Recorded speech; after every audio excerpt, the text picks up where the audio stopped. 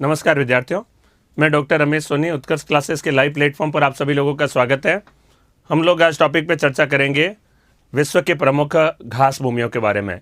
Major grasslands of the world, विश्व की प्रमुख घास भूमियाँ, उसके बारे में चर्चा करते हैं। यहाँ पर घास भूमियाँ कौन कौन सी आपने नाम सुना होगा, llanos, campos, pampas, prairies, downs, steppes, अनेक सारी ऐसी घास भूमियाँ हैं। उनके बारे में हम लोग यहाँ पे चर्चा करेंगे थोड़ा सा डिटेल से।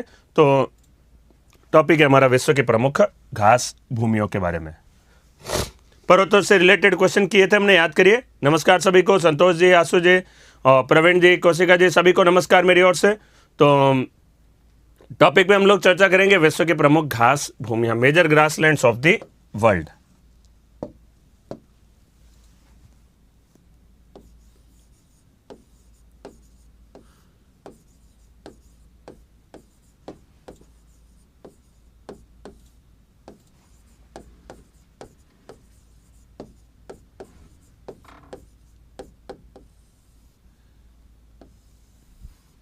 विश्व की प्रमुख घास भूमियां, major grasslands of the world के बारे में।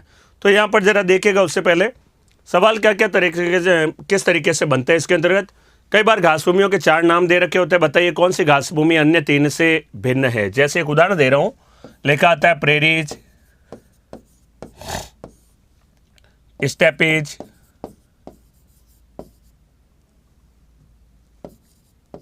सवाना,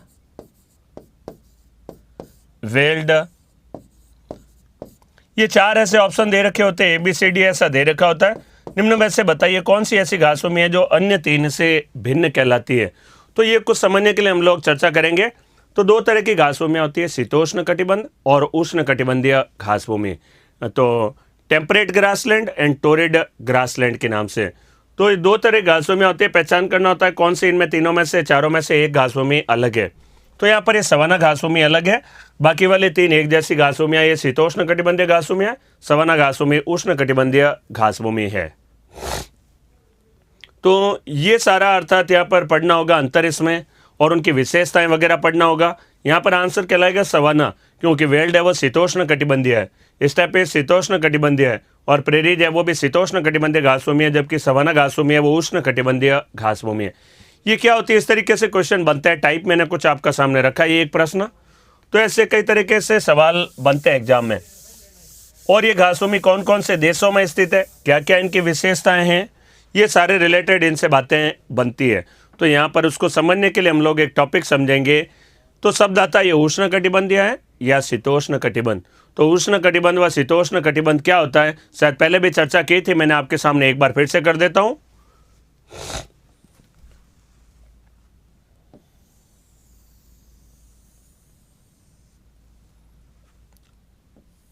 0 डिग्री या भूमध्य रेखा जिसे कहें,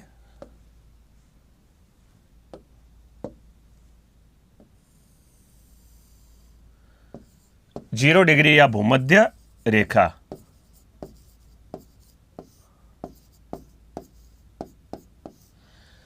जीरो डिग्री या भूमध्य रेखा के नाम से। यहां से एक रेखा होती है, इस रेखा का नाम कहलाता है 23.5 डिग्री या कर्क रेखा के नाम से। देखिए मैं घास भूमियां टॉपिक बता रहा हूं, उससे पहले कुछ बेस है, वो बेस समझना आवश्यक है। सर आल्प्स पर्वत का विस्तार है फ्रांस, स्विट्जरलैंड, इटली, ऑस्ट्रिया, लिechtenstein आदि, स्लोवानिया, इन देशों के अंतर्गत फैला है। पर्वत का नाम कहलाता है आल्प्स पर्वत के नाम से जाना जाता है। मुकेश जी आप जो प्रश्न पूछ रहे हैं वो यहां पर एक रेखा है, उसका नाम कहलाता है 23.5 डिग्री की रेखा। इसको कहते हैं मकर रेखा के नाम से। ये कहलाती है मकर रेखा, ये कहलाती है कर्क रेखा के नाम से। 23.5 डिग्री उत्तरी अक्षांश रेखा कर्क रेखा, 23.5 डिग्री दक्षिणी अक्षांश रेखा, उससे कहा जाता है मकर रेखा। अभी लिखवाया नहीं है मैंने, केवल यहाँ टॉपिक की शुरुआत की है। विश्व की प्रमुख घास भूमियाँ, घास भूमियों के बारे में, उत्तरी जो भाग है यहाँ पर इसके बारे में अब मैं कुछ समझा रहा हूँ घास भूमियों के बारे में, बस यहीं से मैंने टॉपिक की शुरुआत की है। यहाँ पर एक रेखा होती है, नाम कहलाती है 66.5 डिग्री की रेखा, और इधर भी होती है एक रेखा, नाम कहलाती है 66.5 डिग्री की। इसे कहा जाता है आर्कटिक वृत्त या आर्कटिक रेखा के नाम से।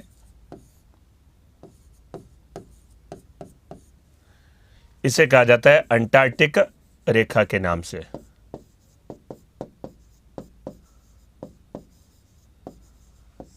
अंटार्कटिक रेखा के नाम से। आर्कटिक रेखा, अंटार्कटिक रेखा, कर्क रेखा, मकर रेखा और भूमध्य रेखा।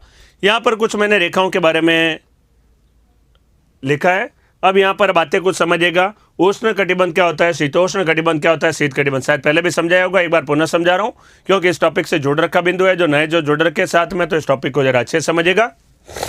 तो यहाँ पर देखिएगा 23.5 डिग्री कर्क रेखा से मकर रेखा के मध्य का ये जो क्षेत्र होता है, यहाँ पर सूर्य का तापमान होता है वो खूब अधिक गिरता है। 23.5 डिग्री पर 23.5 डिग्री कर्क रेखा से मकर रेखा के मध्य सूर्य का तापमान होता है वो अधिक गिरता है। गर्मी ज़्यादा होगी तो इस क्षेत्र का नाम क्या पड़ जाएगा, इसका नाम कहलाता है उष्ण कटिबंध के नाम से जाना जाता है। ये क्षेत्र कहलाता है उष्ण कटिबंध। कटिबंध मतलब होता है क्षेत्र या जोन कह दें, इसको इंग्लिश में कहते हैं torrid zone, TORRID, torrid zone के नाम से। तो कर्क रेखा से मकर रेखा के मध्य में सूर्य का तापमान ज्यादा गिरता है, गर्मी ज्यादा होती है, तो नाम कहलाता है उष्ण कटिबंध। नोट कर लिया तो बहुत अच्छी बात है। जिन्होंने पहले समझ लिया ये बिंदु तो बहुत अच्छी बात है। मैं 2-4 मिनट की चर्चा करूंगा, जल्दी से बता दूंगा, फिर घासुम्य पर आऊंगा, उससे रिलेटेड कॉन्सेप्ट है। अब यहाँ पर 66.5 से इधर होता है 90 डिग्री का क्षेत्र, ये कहलाता है 90 डिग्री ध्रुवीय क्षेत्र। और यहाँ पर भी ऐसे होता है 90 डिग्री का क्षेत्र। जो नए जुड़े हैं तो उन्हें भी कुछ बताना तो पड़ेगा, समझाना पड़ेगा, तो 2 मिनट का टॉपिक है, जरा समझेगा। 66.5 से 90 डिग्री का क्षेत्र है। सूर्य का तापमान बिल्कुल तिरछा गिरता है, तिरछा गिरेगा तो सर्दी होगी। यहाँ पर यह क्षेत्र कहलाता है शीत कटिबंध के नाम से जाना जाता है। इसको कहेंगे शीत कटिबंध। तो यह क्षेत्र कहलाता है शीत कटिबंध। सर्दी ज्यादा होगी, ध्रुवीय क्षेत्र है, नाम कहलाता है शीत कटिबंध के नाम से। फ्रिजिड जोन कहलाता है, फ्रिज जैसा ठंडा, नाम पड़ गया फ्रिजिड जोन। सर मेरा सजेशन है कृपया 5 मिनट करंट में चल रहे भूगोल के मुद्दों को भी ध्यान दें। करंट के मुद्दे जो जो टॉपिक के साथ में ज्वालामुखी आएगा मैं बताऊंगा। आइसलैंड देश में ज्वालामुखी फटा है, वो टॉपिक संबंधित आएगा तब समझाएंगे। मैं करंट जीके नहीं पढ़ा रहा हूं, मैं ज्योग्राफी पढ़ा रहा हूं। ज्योग्राफी के टॉपिक के साथ करंट पढ़ाऊंगा, करंट पहले नहीं पढ़ाएंगे। 5 मिनट का करंट इतना होता ही नहीं डेली का करंट। ज्योग्राफी में रिलेटेड करंट के मुद्दे आएंगे, जरूर बताऊंगा मैं आपको।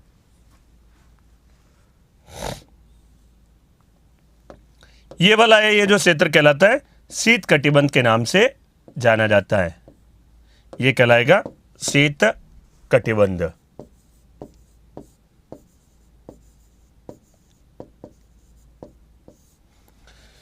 साढ़े 66 से 90 डिग्री, 66.5 से 90 डिग्री का क्षेत्र कहलाता है, इसे शीत कटिबंध के नाम से जाना जाता है। तो ये कहलाएगा शीत कटिबंध और ये कहलाता है उष्ण कटिबंध। और यहाँ पर ये जो क्षेत्र है दोनों के मध्य का देखिए, ये उष्ण और ये शीत, तो यहाँ पर गर्मी ज्यादा तो उष्ण, या सर्दी ज्यादा पड़ गया शीत कटिबंध। बीच का क्षेत्र सर्दी का भी प्रभाव है, गर्मी का भी प्रभाव है, शीत प्लस उष्ण दोनों का प्रभाव है, नाम पड़ जाएगा शीतोष्ण कटिबंध के नाम से। ये वाला रीजन है वो कहलाएगा शीतोष्ण कटिबंध। तो इन दोनों का नाम पड़ जाएगा शीतोष्ण कटिबंध के नाम से। तो ये नाम कहलाएगा शीतोष्ण कटिबंध के नाम से। वैसे ये भी कहलाएगा, इधर वाला भाग भी ये नाम कहलाएगा शीतोष्ण कटिबंध, शीतोष्ण कटिबंध के नाम से। इंग्लिश में नाम देखेगा, बस जल्दी से नहीं नोट किया तो नोट कर डालिए, पहले अगर नोट कर रखा है तो अच्छी बात है। तो यहाँ पर जरा देखेगा, इसका इंग्लिश में जो नाम है वो मैं आपके सामने लिख रहा हूं। शीतोष्ण कहेंगे टेम्परेट जोन,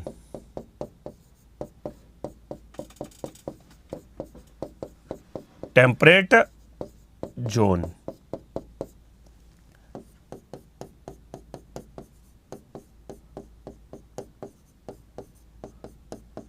टेम्परेट जोन के नाम से।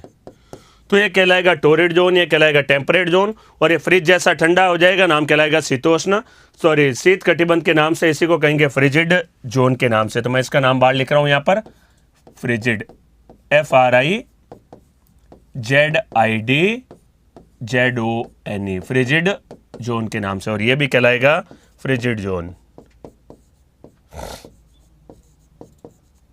फ्रिजिड जोन के नाम से।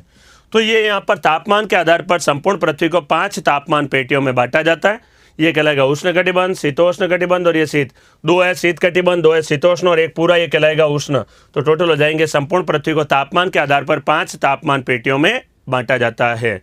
सर इसके बाद जलवायु टॉपिक पढ़ाना प्लीज। देखिए क्रमानुसार चलूंगा, जरूर पढ़ा दूंगा, जलवायु वगैरह सब कुछ पढ़ाऊंगा, बस थोड़ा सा धैर्य रखिएगा, टॉपिक हमारे चलते जाएं, लगातार आप देखते जाइएगा। तो कुछ क्रम भी होता है टॉपिक पढ़ने का, मैं क्रमानुसार ही पढ़ाऊंगा, आपको पढ़ा दूंगा, बस धैर्य जुड़िए।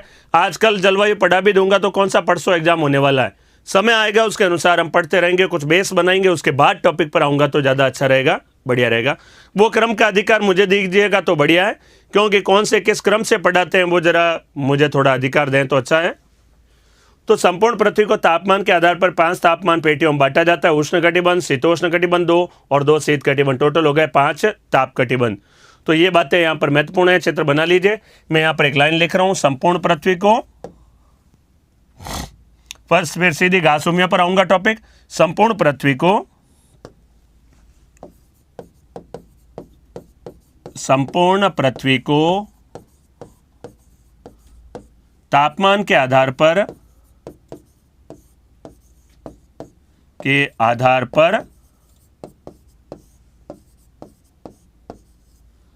5 तापमान पेटियों में,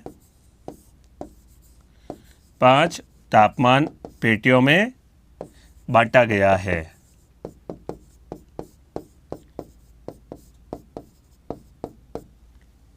तो ये कहलाते हैं ताप कटिबंध के बारे में।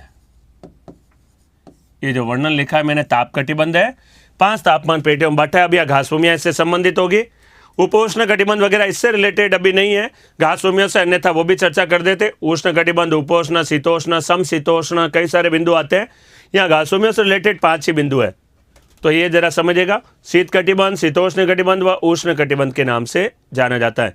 तो तापमान के आधार पर संपूर्ण पृथ्वी को सामान्य तौर पर, वैसे इसको बांटने का और भी तरीका, और डिटेल कर सकते हैं इसको, शीतोष्ण का भी भाग होता है, ज़्यादा ठंड वाला वह समशीतोष्ण कहलाता है, उष्ण के अंदर 0 डिग्री के निकट का क्षेत्र विषुवतीय कहलाता है। तो इसको और भागों में बांट सकते हैं, लेकिन यहाँ पर हमारे पढ़ने में ये इंपॉर्टेंट है, तो यहाँ पर ऐसे इसको चित्र के रूप में बना लीजिए, महत्वपूर्ण है। तो संपूर्ण पृथ्वी को सामान्य तौर पर 5 तापमान पेटियों में बांटा जाता है। घास भूमियां टॉपिक से संबंधित आएगा अभी मेरा ये बिंदु। हाँ, मुझे क्या, आपको भी स्वतंत्रता का अधिकार है, सबको स्वतंत्रता का अधिकार है। देखिए टॉपिक का क्रम क्या होना चाहिए, कैसे पढ़ाना है टॉपिक, कब आना चाहिए टॉपिक, कौन से क्रम से पढ़ाएं ताकि बढ़िया समझ में आए। मैं मान लीजिए आते यहाँ पर भारत का भूगोल ना पढ़ाऊँ, भारत के भूगोल में सीधा कृषि पढ़ा दूँ तो सही नहीं है। पहले भारत का विस्तार, स्थिति, भौतिक विभाजन, फिर उद्योग, कृषि, एक सिस्टम होता है पढ़ने का, उस सिस्टम से हम चलेंगे तो बढ़िया समझ में आता है। वैसे यहाँ पर विश्व के बारे में पहले जानकारी थोड़ी, फिर उसके बारे में देशों के बारे में, पवनों के बारे में जानकारी, फिर कहीं जाकर जलवायु टॉपिक आता है थोड़ा जटिल, तो धीरे धीरे आगे हम बढ़ेंगे उसमें, और जरूर कराऊंगा, पक्का है। शीतोष्ण को या उपोष्ण भी कह सकते हो, लेकिन ज़्यादा नज़दीकी से, हम ज़्यादा सटीकता से नहीं कह सकते। ये बात हो गया है। टॉपिक यहाँ पर महत्वपूर्ण है, इससे रिलेटेड बात। गुड मॉर्निंग सभी को, जल्दी से टॉपिक में जुड़े और ये नोट कर लीजिए आप, महत्वपूर्ण है यहाँ पर ये टॉपिक। हो गया नोट। घास भूमि में मैंने पहला कॉन्सेप्ट आपके सामने यहाँ पर बताया, हो गया। तो संपूर्ण पृथ्वी को 5 तापमान पेटियों में बांटा जाता है, ये हमने यहां पर लिखा। अब आगे मैं एक कॉन्सेप्ट और बताऊंगा, जरा उसको भी सुनिएगा ध्यान से।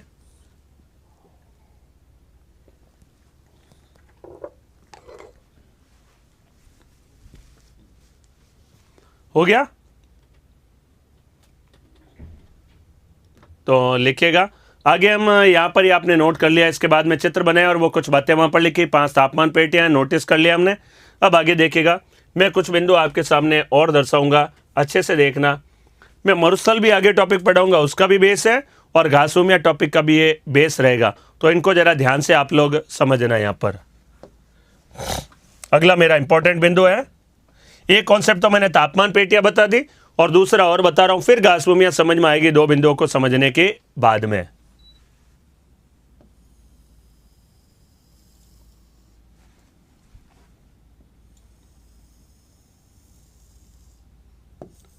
जीरो डिग्री या भूमध्य रेखा यहां से गुजरती है विश्व के इन भागों से होकर। यह रेखा है, नाम कहलाती है 0 डिग्री के नाम से, भूमध्य रेखा के नाम से। अब यहाँ पर आगे से आप समझिएगा। परत वाला लेक्चर नहीं आ रहा है तो मैं ऐप वालों से कहूँगा, जो टेक्निकल टीम है वो आपको उसमें डाल देगी ऐप में, जितना भी मैंने टॉपिक पढ़ाया था सारा आज मैं बता दूंगा। कोई दिक्कत है, आपने अपनी समस्या रखी, मैं जरूर बता दूंगा टेक्निकल टीम को, सुधार हो जाएगा उसमें, पक्की बात है, ठीक है। तो यहां पर समझिएगा, हम यहां पर पढ़ते हैं, देखिए कुछ बातें आएगी, बहुत इंपॉर्टेंट बातें यहां पर आएगी। 0 डिग्री का क्षेत्र, 0 डिग्री के क्षेत्र पर सूर्य का तापमान होता है वर्ष के अधिकांश समय सीधा गिरता है। सीधा गिरेगा तो क्या होगा, या समुद्री भाग पर भी सीधा गिरेगा और यहाँ पर है भूमि के भाग भी। तो समुद्री भाग पर जब तापमान ज्यादा सीधा गिरता है तो अर्थात 0 डिग्री पर तापमान जब सीधा गिरेगा तो जल का वाष्पीकरण ज्यादा होगा। सुबह जब सूर्य निकलता है 6-7 बजे सूर्य का तापमान ज्यादा होगा, तो यहाँ पर सूर्य का तापमान दिन भर अर्थात दिन के साथ साथ जो बढ़ता चला जाता है, 11, 12, 1 बजे, 2 बजे बढ़ता जाता है। तापमान बढ़ेगा तो वाष्पीकरण भी बढ़ता जाता है। तो सुबह 6-7 बजे जब सूर्य निकलता है, तापमान गिरा, तापमान बढ़ेगा, जल का वाष्पीकरण खूब होगा, वाष्पीकरण खूब होगा तो बादलों का निर्माण भी खूब होगा, और बादलों का निर्माण भी खूब होगा तो बादलों का निर्माण खूब होगा तो रोजाना शाम को 4 से 5 बजे इतने बादल बन जाते हैं यहाँ पर, इतने अर्थात वाष्पीकरण हो जाता है कि रोजाना शाम को 4 से 5 बजे रोजाना यहाँ पर क्या होती है, 0 डिग्री के निकटवर्ती क्षेत्र में वर्षा होती है। रोजाना शाम को वर्षा होती है। तो देखिए, दिन में तापमान का गिरना, तापमान के गिरने के कारण जल का वाष्पीकरण होना, बादलों का निर्माण, और बादलों का निर्माण होने के बाद में सारा यहाँ पर वापस से क्या होता है, गिरने लग जाती है, बारिश होती है। बारिश होगी यहाँ पर तो क्या होगा, अगर यहाँ पर समुद्र के भाग में बारिश होगी तो कोई प्रभाव नहीं पड़ेगा ज़्यादा, लेकिन वाष्पीकरण हुआ समुद्र से और कुछ मात्रा में बारिश होती है यहाँ पर भूमि के भागों पर भी। तो भूमि के भागों में यहाँ पर बारिश होती है 0 से 10 डिग्री उत्तर व 0 से 10 डिग्री दक्षिणी अक्षांशों के मध्य में। यहाँ सभी जगह लगभग 0 से 10 डिग्री, इधर भी 0 से 10 डिग्री, 0 से 10 डिग्री उत्तरी व दक्षिणी अक्षांशों के मध्य में इधर भी होता है। यहाँ पर जो द्वीप वगैरह है छोटे बड़े, तो 0 से 10 डिग्री, इधर भी 0 से 10 डिग्री। भूमि के भागों पर यहाँ पर रोजाना शाम को 4 से 5 बजे वर्षा होती है।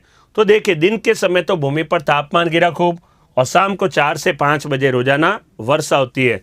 तो दिन में खूब तापमान और शाम को वर्षा हमारे इधर होने लग जाए तो क्या होगा, रोजाना दिन में खूब तापमान गिरे, भयंकर तापमान 45 डिग्री, 40 डिग्री, 50 डिग्री, और शाम को रोजाना वर्षा हो जाए तो घने पेड़ पौधों का विकास हो जाएगा यहाँ पर। क्योंकि पेड़ पौधों के विकास के लिए 2 ही परिस्थितियां चाहिए होती है, तापमान खूब हो और बारिश खूब हो, वहाँ पर पेड़ पौधे उग जाते हैं। जैसा देखे, बारिश के मौसम में जब बारिश होने लगती है सीजन में, तो जमीन पर लाखों करोड़ों अरबों की संख्या में कई सारे पेड़ पौधे उग जाते हैं, छोटे छोटे पौधे उगने लग जाते हैं। ऐसा तो यहाँ पर 365 दिन होता है लगभग। इस तरह की शाम को जो वर्षा होती है, इस वर्षा को नाम देते हैं संवहनीय वर्षा के नाम से जाना जाता है। ऐसी वर्षा कहलाती है संवहनीय वर्षा के नाम से जानी जाती है। तो कई बार आता है संवहनीय वर्षा का क्षेत्र कौन सा होता है, 0 डिग्री के निकटवर्ती क्षेत्र, 10 डिग्री उत्तर व 10 डिग्री दक्षिणी अक्षांश के मध्य का क्षेत्र, यह संवहनीय वर्षा का क्षेत्र होता है। तो कंप्लीट बात सुनिएगा, बहुत महत्वपूर्ण बता रहा हूं। आईएएस के एग्जाम में, आरएस के एग्जाम में क्या क्या प्रश्न बने मैं आपके सब सामने रखूंगा। पिछले एसआई में प्रश्न बना था, अनेक एग्जामों में प्रश्न बने, इससे जरा सुनिएगा। तो 0 डिग्री पर सूर्य का तापमान ज्यादा, जल का वाष्पीकरण हुआ, बादलों का निर्माण, बादलों का निर्माण होता है रोजाना शाम को 4 से 5 बजे वर्षा, ऐसी वर्षा को संवहनीय वर्षा कहेंगे। अब यहाँ पर जब तापमान गिरने लगा, बारिश हुई, यहाँ पर पेड़ पौधों का विकास होगा, तो यहाँ पर घने वनों का विकास हो जाएगा 0 से 10 डिग्री के पास में, इधर भी 0 से 10 डिग्री। तो ऐसे घने वनों को नाम देते हैं विषुवतीय वर्षा वन, विषुवतीय वर्षा वन के नाम से। तो इक्वेटोरियल, विषुवत रेखा के निकट में नाम पड़ गया विषुवतीय, इक्वेटोरियल रेनी फॉरेस्ट के नाम से। नितिशा जी कह रहे इंग्लिश में, तो सुनिएगा, इक्वेटोरियल रेनी फॉरेस्ट के नाम से। इक्वेटर के पास में बनने, विषुवत रेखा के पास में वर्षा के द्वारा वनों का विकास हो रहा है बारिश के कारण, इसलिए नाम क्या पड़ गया, इक्वेटोरियल रेनी फॉरेस्ट के नाम से जाना जाता है। ऐसे वनों को नाम देते हैं इक्वेटोरियल रेनी फॉरेस्ट के नाम से जाने जाते हैं। 0 से 10 डिग्री उत्तर व 0 से 10 डिग्री दक्षिणी अक्षांशों के मध्य में होता है। अक्षांश कहेंगे लैटिट्यूड के नाम से, 10 degree latitude, 10 degree latitude north और साउथ में। तो यहाँ पर घने वनों का विकास होगा, तो ऐसे वनों को नाम देते हैं, खूब सारे पेड़ पौधे उग जाएंगे, एकदम घने वन, तो नाम कहलाता है विषुवतीय वर्षा वन के नाम से जाना जाता है। विषुवतीय वर्षा वन, इक्वेटोरियल रेनी फॉरेस्ट का विकास किस कारण से हुआ, रोजाना शाम को 4 से 5 बजे वर्षा होने के कारण। तो इधर एशिया महाद्वीप का भाग है, अफ्रीका महाद्वीप और इधर दक्षिण अमेरिका, इन तीनों महाद्वीपों में यहाँ पर घने वनों का विकास होता है। घने वनों का विकास होगा, विषुवतीय वर्षावन कहलाएंगे, तीनों जगह विषुवतीय वर्षावन। लेकिन साउथ अमेरिका वाले जो इक्वेटोरियल रेनी फॉरेस्ट है, इनका एक स्पेशली नाम है, इनका नाम कहलाता है सेलवास के नाम से जाना जाता है। ये कहलाता है सेलवास।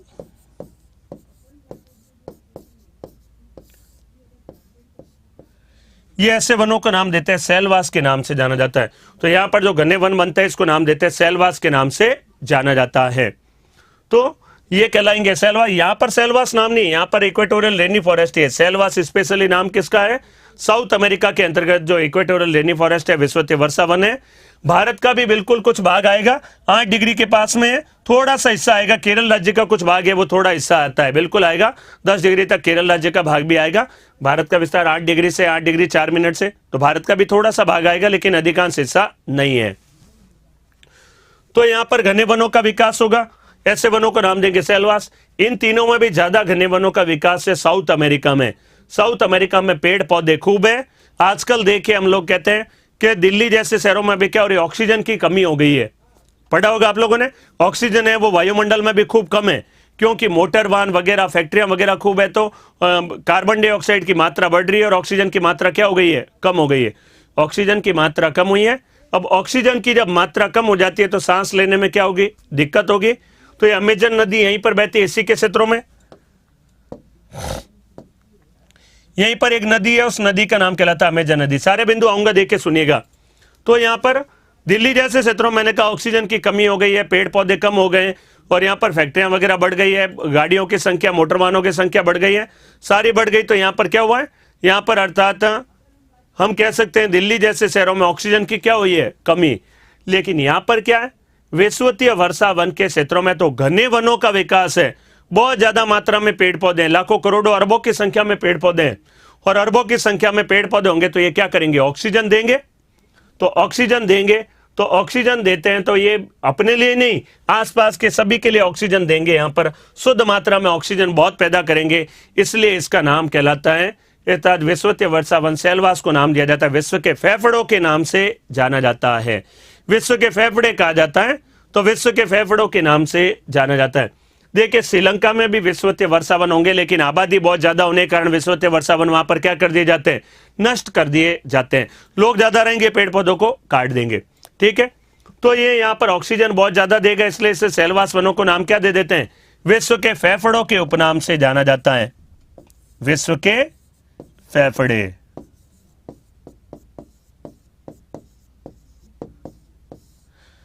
इन विषुवतीय वर्षावनों का नाम है सेलवास। सेलवास के अर्थात कहा जाता है विश्व के फेफड़ों के उपनाम से जाना जाता है। एसआई के एग्जाम में प्रश्न पूछा गया था 2018 वाले में, बिल्कुल सही कहा आपने। सेलवास क्या है, सेलवास क्या है, बेसिकली सेलवास है दक्षिणी अमेरिका महाद्वीप में भूमध्य रेखा के निकट 0 से 10 डिग्री उत्तरी व 0 से 10 डिग्री दक्षिणी अक्षांश के मध्य पाए जाने वाले इक्वेटोरियल रेनी फॉरेस्ट है। कैसे फॉरेस्ट है, घने वन है। तो अब एग्जाम में ऑप्शन पूछा गया था सेलवास क्या है, ये एक प्रकार के खनिज का नाम है, ये घने वनों का नाम है, ये कोई आभूषण का नाम है, तो क्या होगा, घने वनों का नाम है, दक्षिणी अमेरिका में नाम कहलाता है सेलवास। इन्हीं को विश्व के फेफड़ों के उपनाम से जाना जाता है। अब रोजाना बारिश होगी यहाँ पर, तो यहाँ पर एक नदी बहती है, नदी का नाम कहलाएगा अमेजन नदी।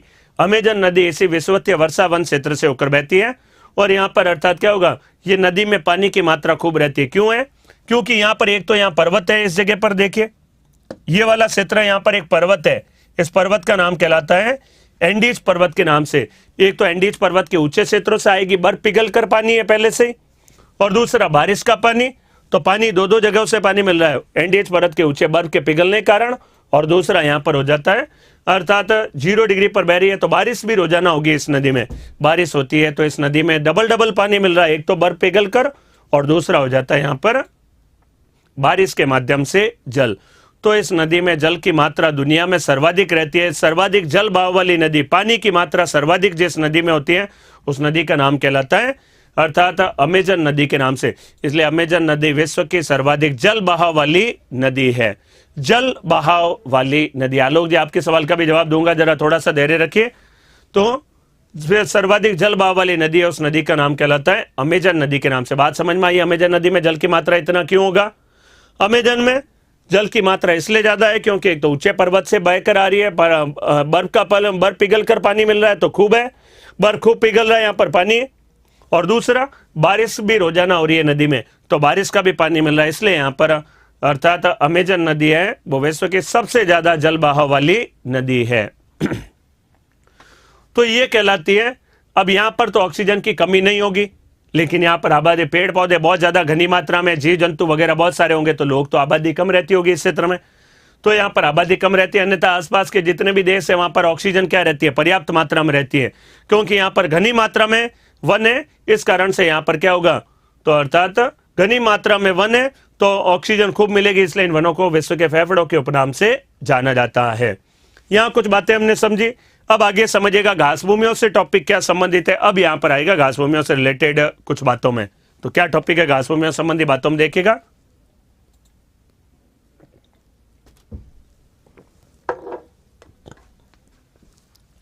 अगला इसमें समझना, सूर्य का तापमान 0 डिग्री पर खूब है, बारिश भी खूब है, तो घने वनों का विकास हो गया। और सूर्य का तापमान इसके बाद में थोड़ा तिरछा गिरेगा, जो जो ध्रुवों की ओर जाएंगे तिरछा गिरेगा, तिरछा गिरेगा, तिरछा गिरेगा, तो यहाँ पर क्या होगा, तापमान की प्राप्ति होगी कम, और तापमान की प्राप्ति कम होगी तो वाष्पीकरण भी कम होगा, बादलों का निर्माण भी कम होगा और वर्षा भी कम होगी।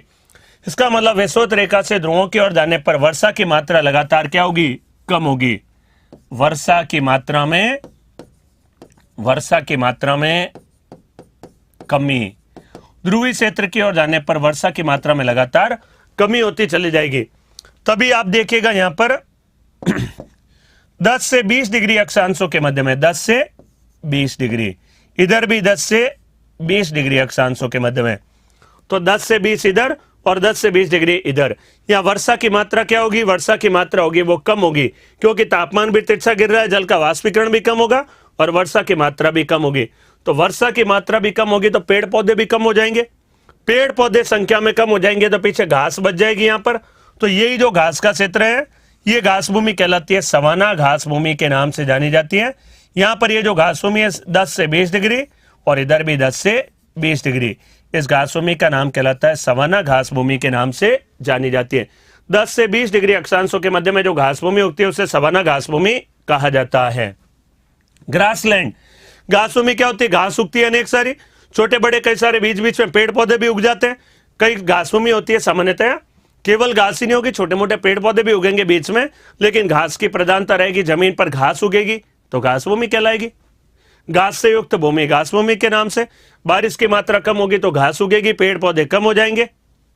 ऐसे ही 10 से 20 डिग्री इधर की ओर,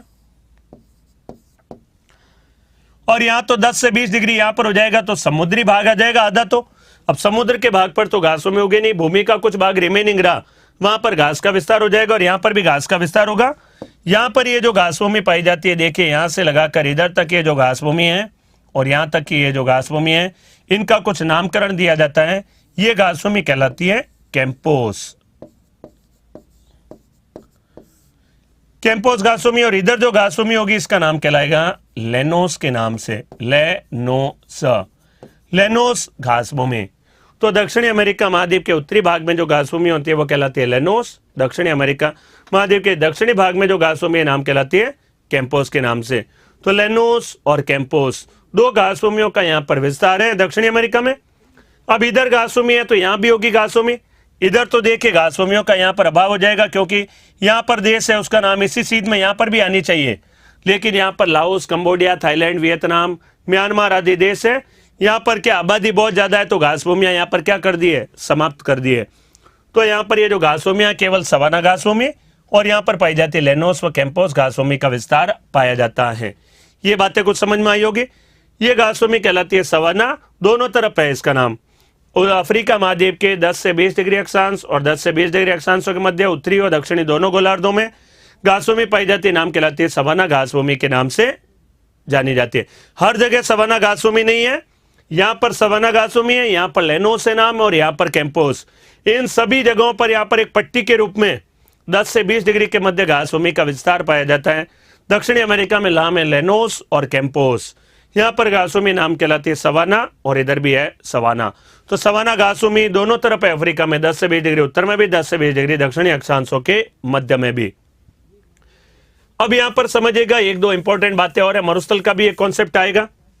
अब यहां पर वर्षा की मात्रा ज्यादा है 0 डिग्री पर, थोड़ी कम हुई, जितना ध्रुवीय क्षेत्र की ओर जाएंगे वर्षा की मात्रा और कम, और वर्षा की मात्रा इधर कम होगी तो यहां पर 20 से 30 डिग्री अक्षांशों के मध्य में क्या हो जाएगा, 20 से 30, और इधर भी 20 से 30 के मध्य में। यहां घने वन थे या घास भूमि हो गई, यहां घास भी कम हो जाएगी और भी वर्षा कम होगी, तो मरुस्थलों का निर्माण हो जाएगा। यहां पर एक मरुस्थल है, नाम कहलाता है सहारा मरुस्थल। यहां पर भी दो मरुस्थल है, नामीब और कालाहरी का मरुस्थल। नामीब का मरुस्थल, कालाहरी का मरुस्थल। यह मरुस्थल कहलाता है कालाहरी और यह कहलाएगा नामीब का मरुस्थल। अब यहां मरुस्थल है तो इधर भी मरुस्थल होगा, यहां पर भी, तो यहां पर भी एक मरुस्थल है, उस मरुस्थल का नाम कहलाता है अटाकामा का मरुस्थल। अटाकामा मरुस्थल। अटाकामा मरुस्थल देखिए इसी सीध में, यहां पर भी दक्षिणी अमेरिका में भी यहां एक मरुस्थल है, मरुस्थल का नाम कहलाता है अटाकामा मरुस्थल। और यहां पर भी इसके सीध में लगभग एक मरुस्थल है, मरुस्थल का नाम कहलाता है पैटागोनिया का मरुस्थल। पैटागोनिया का मरुस्थल। तो देखिए बिल्कुल सीध में यहां पर, तो 20 से 30 डिग्री अक्षांशों में इधर भी मरुस्थल है, यहां पर भी मरुस्थल है। यहां मरुस्थल होगा तो हमारे इधर देश में भी आता है, यहां पर भी एक मरुस्थल है। देखिए इस मरुस्थल का नाम कहलाता है थार का मरुस्थल। यह भी देखिए इसी सीध में आ रहा है, सारा मरुस्थल के बिल्कुल सीध में, मरुस्थल का नाम कहलाता है थार का मरुस्थल है। अब यहां पर यदि मरुस्थल है तो इधर भी मरुस्थल होगा। ऑस्ट्रेलिया देश में भी 3 मरुस्थल है यहां पर लगातार इसी क्रम में। इन मरुस्थलों के नाम है, देखिए नाम लिख रहा हूं मैं यहां पर, ग्रेट सैंडी,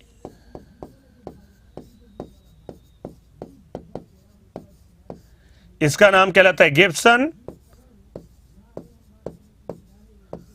और यह मरुस्थल कहलाता है ग्रेट विक्टोरिया।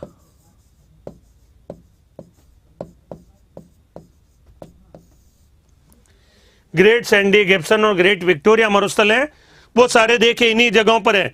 20 से 30 डिग्री अक्षांशों के मध्य में, इधर से 20 से 30 डिग्री, 20 से 30 डिग्री, और यहां पर भी इधर ऑस्ट्रेलिया देश में भी 3 मरुस्थल है, ग्रेट सैंडी, गिब्सन और ग्रेट विक्टोरिया।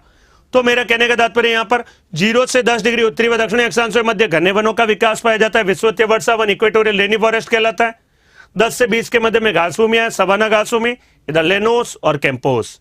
20 से 30 में मरुस्थल है, नाम कहलाता है सारा मरुस्थल, इधर कहलाता है कालारी और नामीब का मरुस्थल। यहाँ है पैटागोनिया, अटाकामा मरुस्थल। ये मरुस्थलों के नाम है पैटागोनिया मरुस्थल, नामीब का मरुस्थल, कालारी मरुस्थल का नाम है। और यहाँ ये तीनों भी मरुस्थल है। इसी सीध में देखिए लगातार एक पट्टी के रूप में मरुस्थलों का विस्तार है। आएंगे गोभी का मरुस्थल भी आएंगे, थोड़ा धैर्य रखें, और भी कई जगह मरुस्थल है, चर्चा करेंगे। सारा मरुस्थल के बिल्कुल सीध में यहां पर भी आता है, इधर भी यहां पर 2 मरुस्थल है। देखिए एक का नाम है मोजावे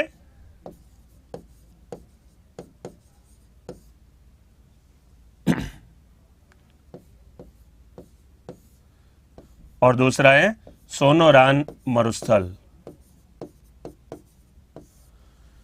मोजावे और सोनोरान ये भी लगभग इसी सीध में मरुस्थल है, यहां पर उत्तरी अमेरिका महाद्वीप में, नाम कहलाता है मोजावे और सोनोरान मरुस्थलों के नाम से। गोभी का मरुस्थल यहां पर थोड़ा सा उत्तर दिशा में इधर की ओर आ जाता है, इस मरुस्थल का नाम कहलाता है गोभी का मरुस्थल। मंगोलिया व चीन देश में फैला है, मरुस्थल का नाम कहलाता है गोभी का मरुस्थल।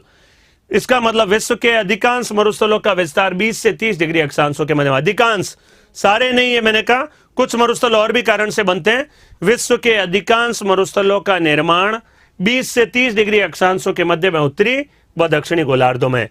और जो घास भूमियां हैं वो उष्ण कटिबंधीय घास भूमियों का विस्तार 10 से 20 डिग्री और 10 से 20 डिग्री अक्षांशों के मध्य में फैली है।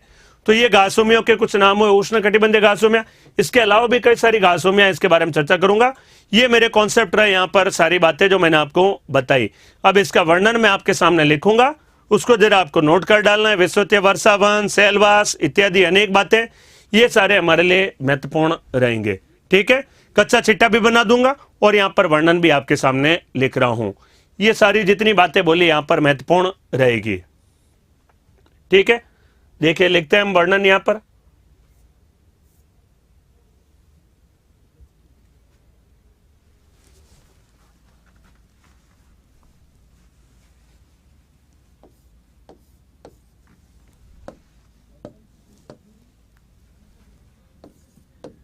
0 डिग्री से 10 डिग्री उत्तरी व दक्षिणी अक्षांशों, अक्षांश मतलब लैटिट्यूड,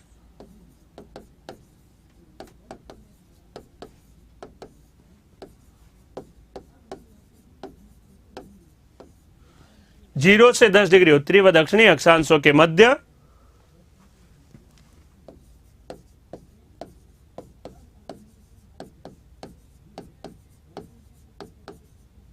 सूर्य का तापमान अधिक होने के कारण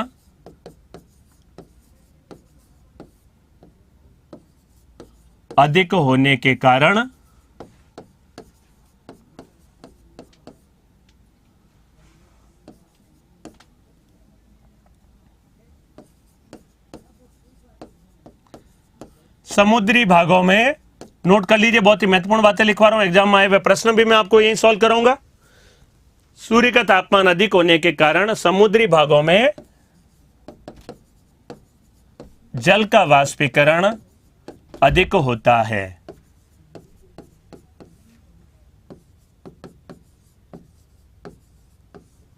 अधिक होता है।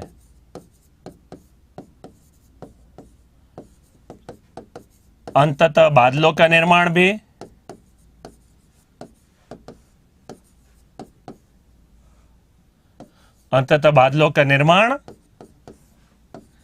एवं वर्षा भी अधिक होती है।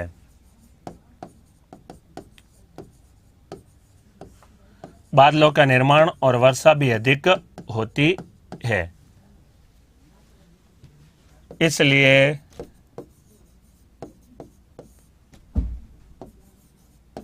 विषुवत रेखा या भूमध्य रेखा का या इक्वेटर का है, इसलिए विषुवत रेखा के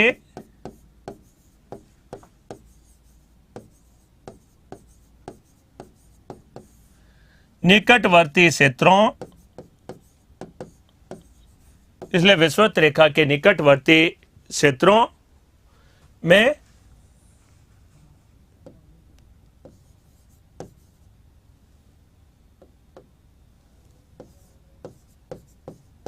जीरो से 10 डिग्री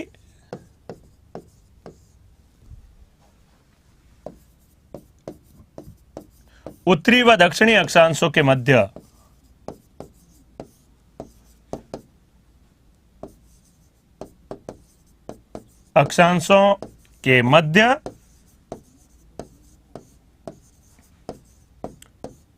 घने वनों का विकास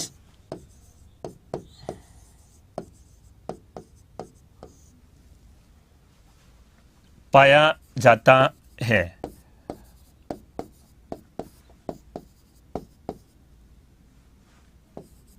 ऐसे वनों को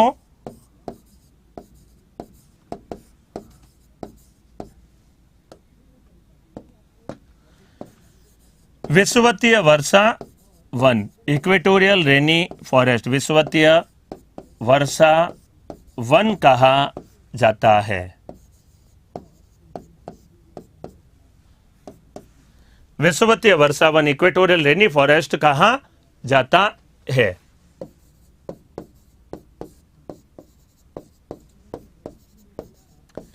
इन वनों का विस्तार, नोट करते जाएगा मेरे साथ साथ, महत्वपूर्ण है। यहां पर मैं जो महत्वपूर्ण बातें लिख रहा हूं, तो 0 से 10 डिग्री उत्तरी और दक्षिणी अक्षांशों के मध्य सूर्य का तापमान अधिक होने के कारण समुद्री भागों में जल का वाष्पीकरण अधिक होता है।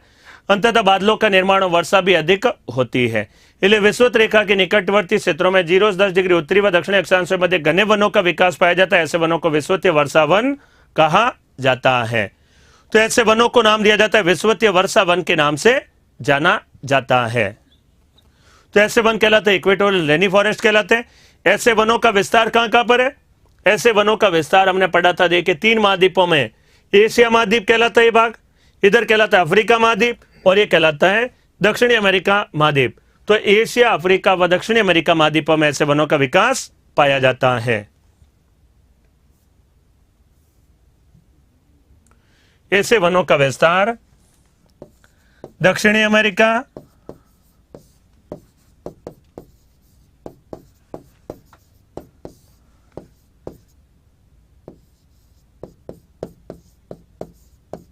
अफ्रीका व एशिया महाद्वीप में पाया जाता है।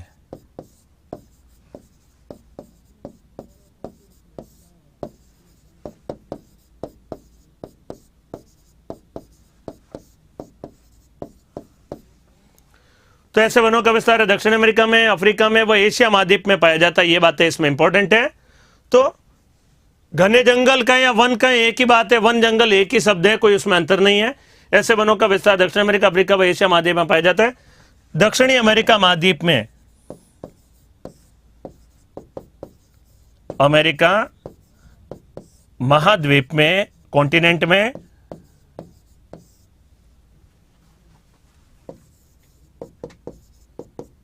अमेजन नदी के निकटवर्ती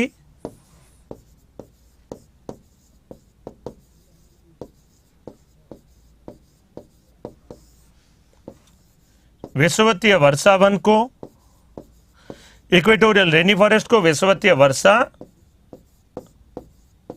वन को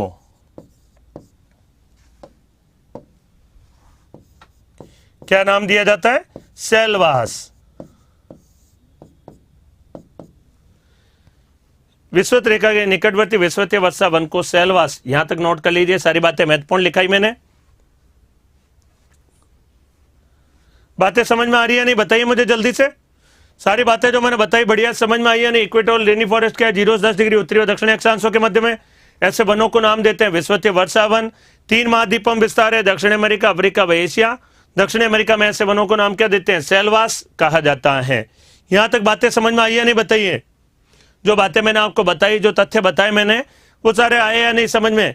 एग्जाम में SI के एग्जाम में पूछा गया था सेल्वास क्या है, तो सेल्वास घने वन है। कहां पर पाए जाते हैं? सेल्वा दक्षिण अमेरिका में कितने डिग्री के मध्य? 0 से 10 डिग्री उत्तरी व दक्षिणी अक्षांशों के मध्य में। तो घने वन या जंगलों का नाम दिया जाता है, सेल्वास के नाम से जाना जाता है। इन सेल्वासों को क्या कहा जाता है? विश्व के फेफड़ों के नाम से भी जाना जाता है। शुद्ध ऑक्सीजन देते हैं, घने खूब सारे वन है, विश्व के फेफड़े भी कहा जाता है।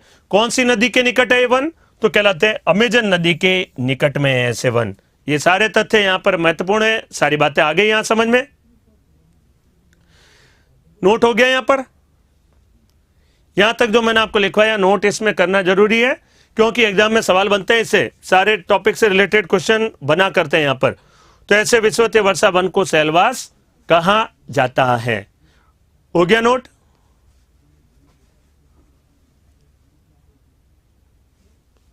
अनिल कुमार जी बहुत बहुत धन्यवाद। समझ में आ रहा है बढ़िया से? चलिए अच्छी बात है। तो ऐसे निकटवर्ती विषुवतीय वर्षा वन को सेल्वास कहा जाता है।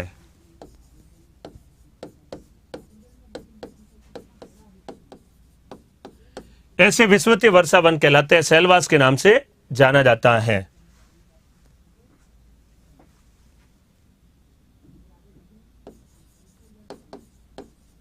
विषुवतीय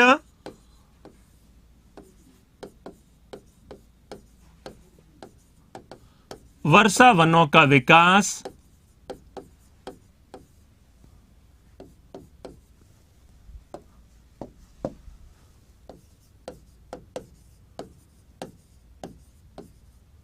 संवहनीय वर्षा के द्वारा संभव हो पाता है। संवहनीय वर्षा के द्वारा संभव हो पाता है, जो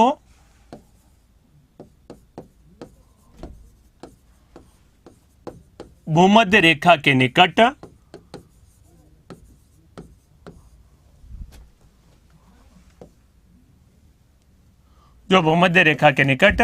रोजाना शाम को 4 से 5 बजे के मध्य में, 4 से 5 बजे के मध्य में होती है।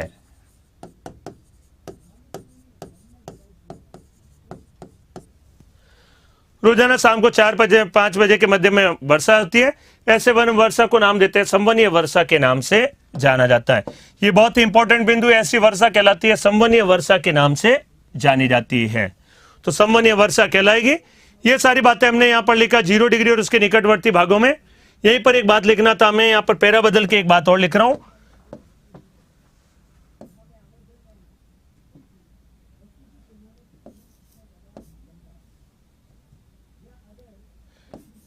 विषुवतीय वर्षावन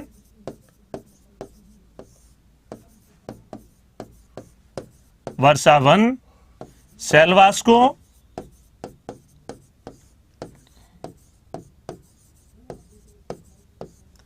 विश्व के फेफड़ों के उपनाम से जाना जाता है।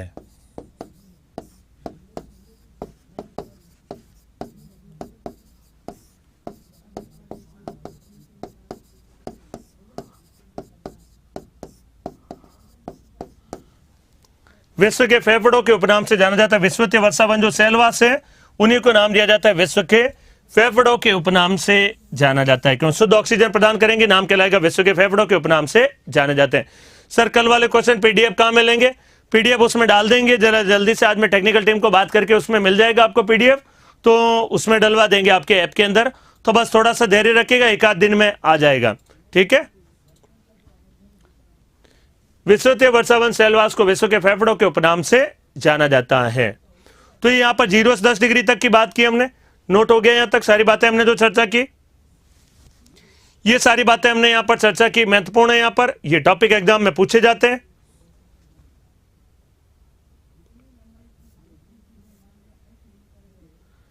हो गया नोट? यहां पर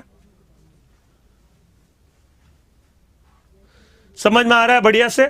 चलिए अच्छी बात है, बहुत बढ़िया है, ये बातें सारी समझ में आ गई होगी। विषुवतीय वर्षावन किसे कहते हैं, विश्व के फेफड़े किसे नाम देते हैं, अमेजन नदी में जल की मात्रा क्यों है। देखिए नदियां टॉपिक पढ़ाऊंगा, उसका बेस हो गया। मैं आगे पढ़ाऊंगा नदियों में विश्व की सबसे ज्यादा जल बहाव वाली, पानी की मात्रा वाली नदी कौन सी होगी? अमेजन नदी होगी, क्योंकि बारिश का भी पानी आ रहा है और ऊंचे पर्वतीय क्षेत्र से भी आ रही है बर्फ पिघल कर, तो बर्फ का भी पानी और अर्थात बारिश का भी पानी है, इसलिए अमेजन नदी विश्व की सबसे ज्यादा जल बहाव वाली नदी होगी। ये नदियां पढ़ेंगे तो रटना पड़ेगा, लेकिन यूं हमने समझ के करा है तो नदियां टॉपिक अच्छे से समझ में आ पाएगा। 0 डिग्री के पास एक नदी है कॉन्गो या जायरे नदी, वो विश्व की दूसरी सबसे ज्यादा जल बहाव वाली नदी है, क्योंकि 0 डिग्री के निकट है। 0 डिग्री निकट जल की मात्रा क्या होती है? ज्यादा होती है, इसलिए ये उसमें भी जल की मात्रा ज्यादा रहेगी, ठीक है। यहां पर हमने सारी बातें पढ़ी, देखिए। अब यहां पर हमने यहां पर एक बात लिखा था, याद करिए। 10 से 20 डिग्री अक्षांशों के मध्य में क्या होता है? घास भूमियों का विकास पाया जाता है, और यह घास भूमि कहलाती है उष्ण कटिबंधीय घास भूमि। 10 से 20 डिग्री देखिए, और 10 से 20 डिग्री इसके मध्य में आ जाएगा। यहां पर 10 से 20 डिग्री किसके मध्य में आएगा? यहीं पर ही तो आएगा, यहां 10 डिग्री और यहां पर आ जाएगा 20 डिग्री। तो यहां पर जो घास भूमि होगी वो कैसी होगी? उष्ण कटिबंधीय घास भूमि। सवाना घास भूमि किस तरह की घास भूमि का उदाहरण है? वो कहलाता है उष्ण कटिबंधीय घास भूमि का। हाँ, कच्चा चिट्टा भी मैं आपके सामने दर्शा दे रहा हूं, तो समझिएगा। कच्चा चिट्टा आपके सामने दर्शा रहा हूं घास भूमियों वगैरह का और उससे रिलेटेड कुछ बातों का। यहां तक हमने पढ़ा था, याद करिए। अब इसका मैं आपके सामने एक कच्चा चिट्टा जो आपके सामने बना रहा हूं, वो जरा बना लीजिएगा आप भी।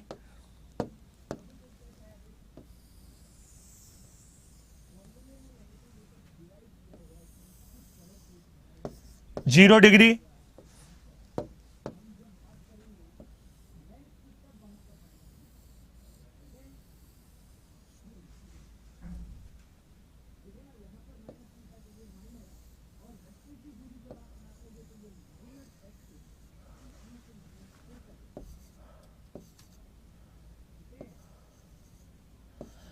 छोटे बड़े द्वीप थे यहां पर, याद करिए। एशिया महाद्वीप के इधर अफ्रीका महाद्वीप, और ये कहलाएगा दक्षिणी अमेरिका महाद्वीप।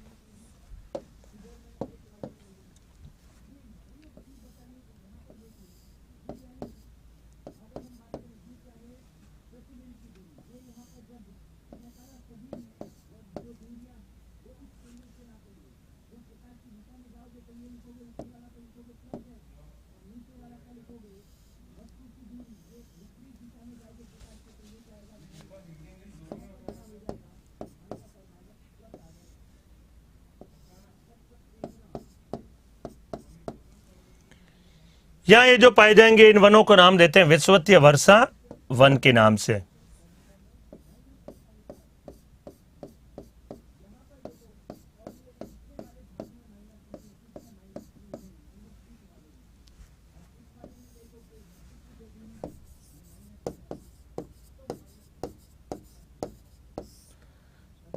विषुवतीय वर्षा वन नाम कहलाएगा इसका सेलवास के नाम से।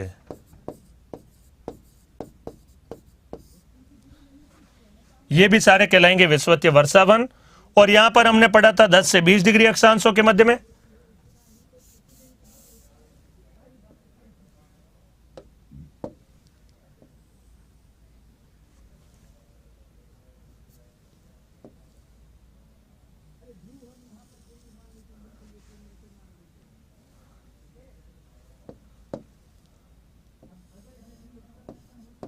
बीस डिग्री, इधर भी 10 से 20 डिग्री।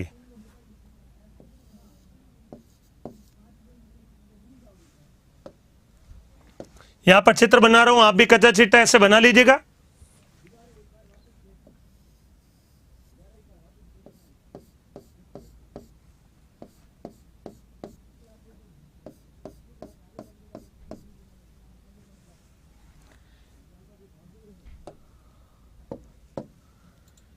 ये घास भूमि का नाम कहलाएगा सवाना घास भूमि।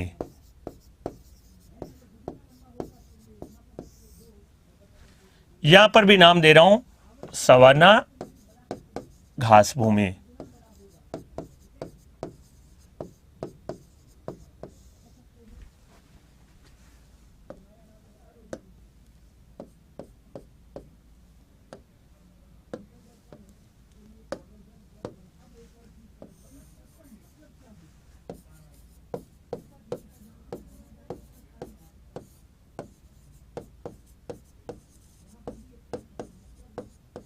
लेनोस घास भूमि और इसका नाम कहलाएगा कैंपोस घास भूमि।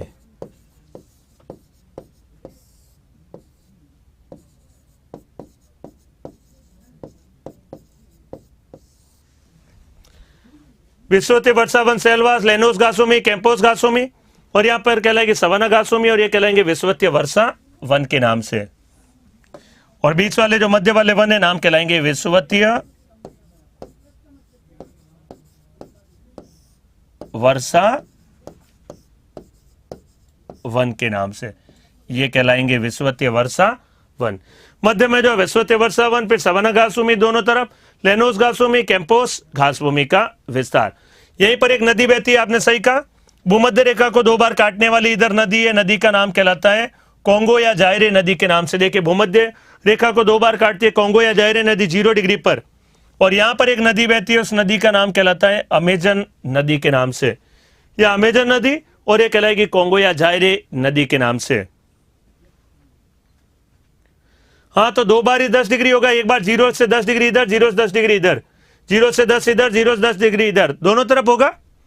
देखिए मंजी जी कह रहे साउथ अफ्रीका में आपने 2 बार 10 डिग्री लिखा है, तो 2 बार ही होगा। देखिए उत्तरी व उत्तरी गोलार्ध में 10 डिग्री और दक्षिणी गोलार्ध में 10 डिग्री। वैसे इधर उत्तरी गोलार्ध में 20 डिग्री और इधर भी 20 डिग्री, दोनों तरफ होता है। तो 10 डिग्री, 20 डिग्री, 30 डिग्री, 40 डिग्री, 50, 60, 70, 80, 90 दोनों तरफ होगा। ये तो सही लिखा है। 10 डिग्री इधर और 10 डिग्री इधर, इधर 20 डिग्री, 10, 10 और इधर 20 और इधर 20, बिल्कुल सही है, यहां पर कोई दिक्कत नहीं। और यहां पर हमने पढ़ा था एक मरुस्थल का विस्तार है। इस मरुस्थल का नाम कहलाता है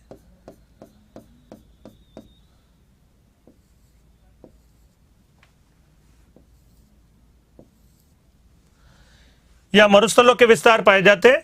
इन मरुस्थलों के बारे में यहां पर आपके सामने नाम लिखे मैंने।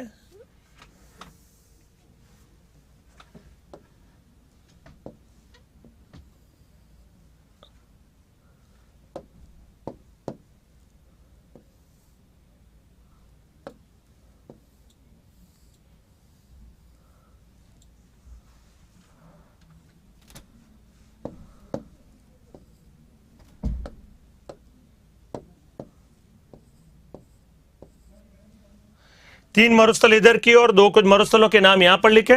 अब मैं यहां पर मरुस्थलों के नाम लिख रहा हूं। यहां सवाना घास भूमि दर्शाई थी। ये घास भूमि का नाम कहलाता है सवाना घास भूमि। सवाना घास भूमि दोनों मध्य में हो गई विषुवतीय वर्षा वन के नाम से, और यहां पर देश है, देश का नाम कहलाता है ऑस्ट्रेलिया के नाम से। 2 बार कौन सी नदी काटती है? यहां पर नदी कहलाती है कोंगो या जायरे नदी। नदियां टॉपिक पढ़ेंगे आगे हम।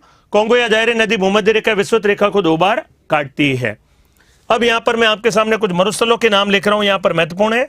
यह मरुस्थल कहलाता है पैटागोनिया मरुस्थल,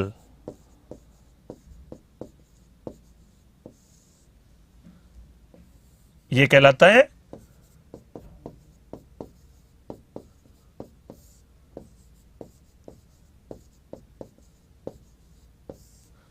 अटाकामा मरुस्थल,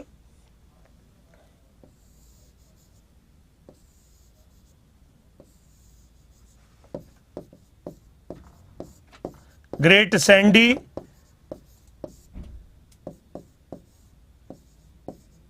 गिब्सन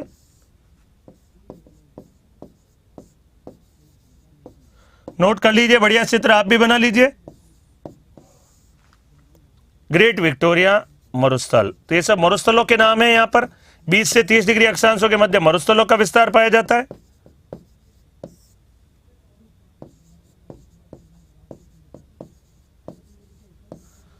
बातें समझ में आई या नहीं बताइए।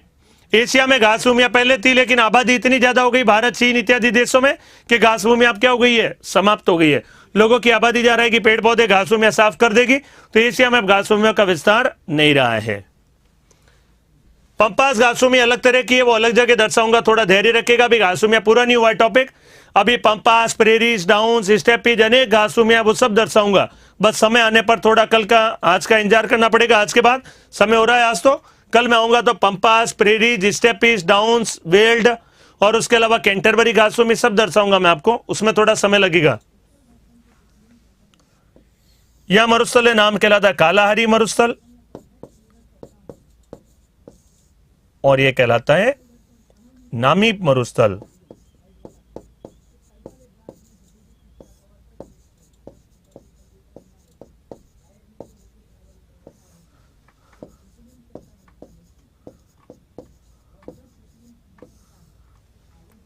कालाहारी मरुस्थल, नामीब मरुस्थल, great Sandy Gibson, great Victoria, देखिए अलग अलग महाद्वीपों में अलग अलग उसके अनुसार दर्शा दिए मैंने मरुस्थलों के नाम। यहां पर ये सारा मरुस्थल है, यहां पर कहलाते हैं। और इधर एक मरुस्थल है, नाम कहलाता है सहारा मरुस्थल।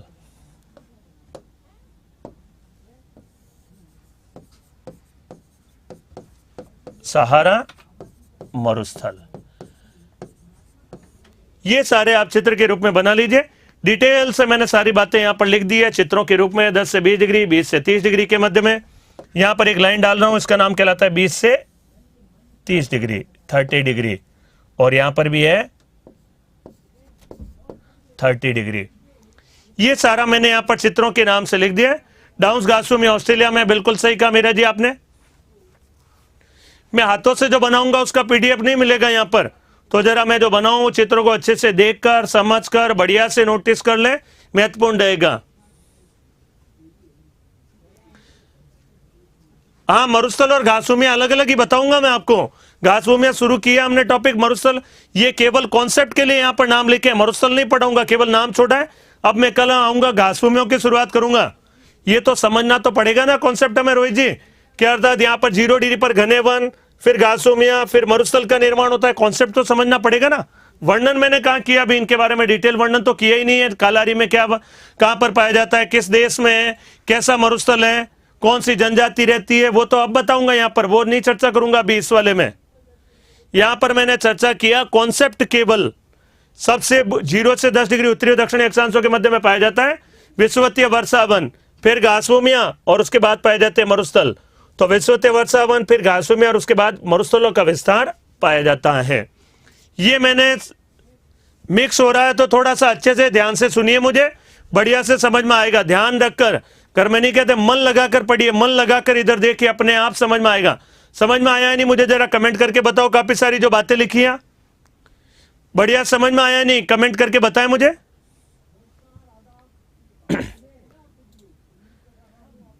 आप ही ने कहा था सर कच्चा चिट्टा, तो बना दिया, देखे मैंने कच्चा चिट्टा। बढ़िया समझ में आ रहा होगा। अच्छा समझ में आने के लिए देखिए ध्यान रखना भी बहुत जरूरी होता है। कहीं इधर उधर आप काम कर रहे हैं तो फिर समझ में नहीं आ पाएगा। मुझे कितना याद है, नितेश जी पूछ रहे, मैंने तो देखिए आईएएस का एग्जाम हिस्ट्री से भी दिया है, ज्योग्राफी से भी दिया है और पब्लिक एड से भी दिया है, तो उसमें तो तीनों में याद है, ऐसी बात नहीं है। तो देखिए जितना रिवाइज करेंगे आपको भी याद हो जाएगा, कोई बड़ी बात नहीं है उसमें। अब लेट जो आए हैं उनको जरा दिक्कत होगी समझने में, समझ में आ गया होगा मेरे ख्याल से। यहां तक हमने कुछ चर्चा की। कल मैं आऊंगा सवाना घासभूमि के बारे में वर्णन करूंगा, लेनोस के बारे में, कैंपोस के बारे में। घासभूमि विश्वतीय वर्षा वन सेलवास कहलाता है। फिर ये सारे करने टॉपिक के बाद प्रश्न भी लेकर आऊंगा मैं आपके सामने।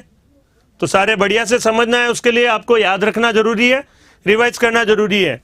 पता नहीं चला 1 घंटा कब हो गया। हरेंद्र जी बहुत सही कह रहे हैं आप, इसका मतलब अच्छी दिशा में जा रहे हैं।